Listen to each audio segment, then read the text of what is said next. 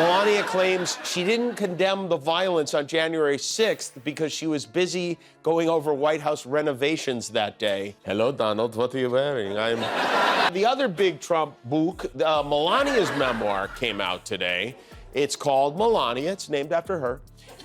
Proceeds from sales of the book are going to one of Melania's favorite charities, Body Doubles for Conjugal Visits. Very good book. You thought you knew what was happening in the Trump marriage? Alec Baldwin just ripped off the gold-plated facade on live TV, calling it a hostage situation with designer handbags.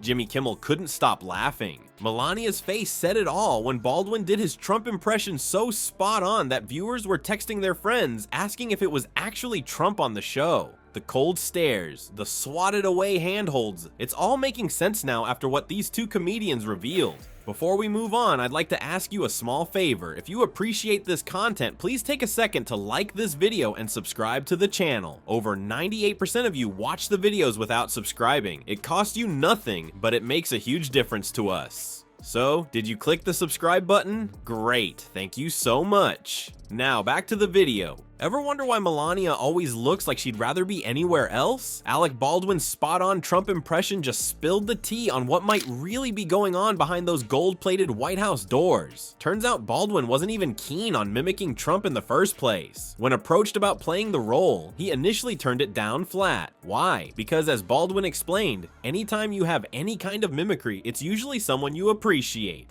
So I'm going to sign these papers for emergency, and then I'll immediately be sued, and the ruling will not go in my favor, and then I'll end up in the Supreme Court, and then I'll call my buddy Kavanaugh, and I'll say it's time to repay the Donnie.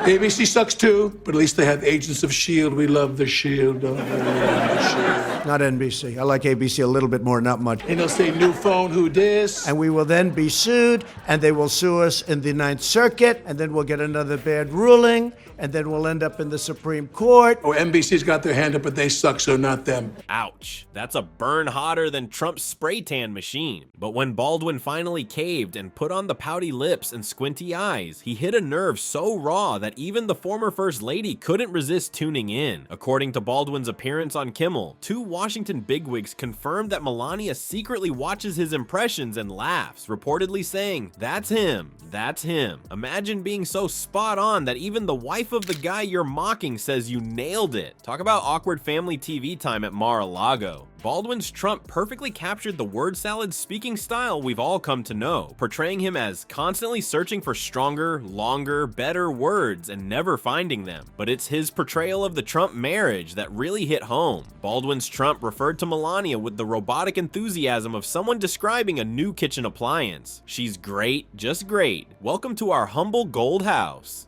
Operation, even though she didn't have security clearance. Only Donald Trump would call his wife in to watch a top secret mission like it was a TikTok of a baby hippo or something. Today, there's another new tell-all book on the way from legendary journalist Bob Woodward. Trump, as you may recall, hated Woodward's previous 3 Trump books. Woodward is a total sleazebag who has lost it mentally, and he's slow, lethargic, incompetent, and overall a boring person with no personality. There's some extra crispy McNuggets in this one, including a few gems from one of Trump's most loyal underlickers, Senator Lindsey Graham, who said going to Mar-a-Lago is a little bit like going to North Korea. Nothing says true love like introducing your wife like she's a new refrigerator, right? The comedian didn't stop there. He joked that the Trump marriage has more mysteries than a White House classified folder, which might explain why Trump keeps top secret documents at home. Maybe he's hiding the real marriage contract. Baldwin's impression also nailed Trump's creepy way of rating women like they're contestants in a pageant. That woman is a knockout. That woman is a 10. That woman used to be a 10, but she's still a 7. Yikes. With romantic talk like that, it's no wonder Melania often looks like she's mentally planning her escape route. How did Donnie react to being so expertly roasted, like a toddler who didn't get his Happy Meal toy? He was so furious he couldn't even spell Baldwin's name right, calling him Alex instead of Alec, as if pretending not to know someone's name is the ultimate power move. Nice try, Donnie. Maybe focus more on remembering nuclear codes than getting comedians' names right. The book says Trump has spoken to Vladimir Putin 7 times since he left office, which is less than Ivanka, but more than Tiffany. It's right in there. The book has some stories about our current president, too. Joe Biden, in private, refers to Trump as that effing a-hole.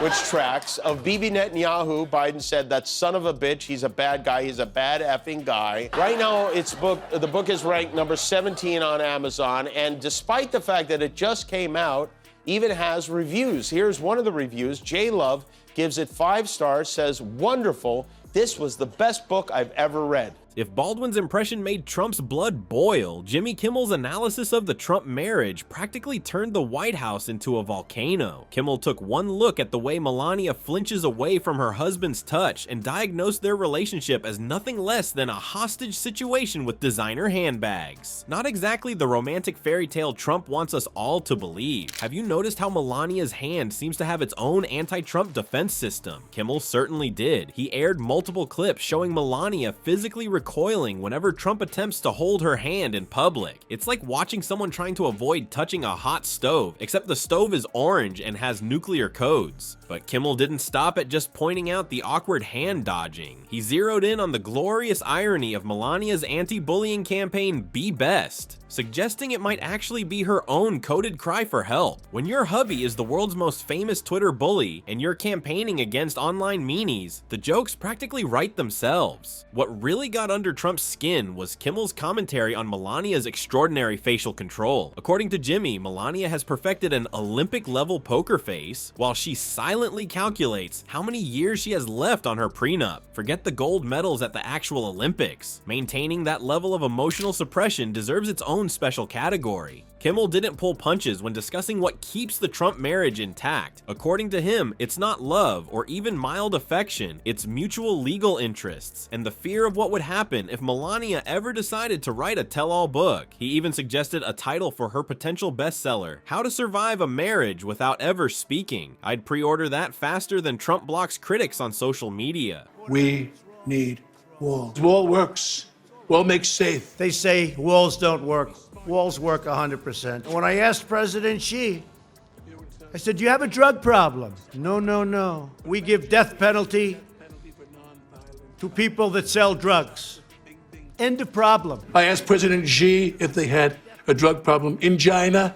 And I'm not going to do the voice, but he said, no, no, no, me no like drugs, me like death penalty. Trump, predictably thin-skinned, couldn't handle the roasting. He launched into a social media tirade insisting his marriage is perfect, a claim that becomes even more suspicious when you notice Melania's complete silence on the matter. Nothing says, we're happily married, like one person screaming it while the other says absolutely nothing. So here we have it, folks. The comedic tag team of Baldwin and Kimmel have truly stripped away the gold-plated veneer of Trump's so-called perfect marriage. And how does the former president respond? By insisting his marriage is perfect while his wife maintains her trademark silence. Talk about convincing. Body language experts have noticed what we've all seen. Melania's stiff demeanor, those infamous hand swats, and a general vibe of someone mentally calculating the remaining days on her prenuptial agreement. The truth is, these comedians didn't need to invent anything. They simply held up a mirror to what was already there. While Orange Man rages on social media, Melania's silence tells us everything we need to know. Maybe she's secretly nodding along with Baldwin's impression, sipping champagne in her golden tower of regrets. In the end, comedy reveals what serious journalism sometimes can't, that behind the perfect marriage facade might be the world's most expensive contractual obligation.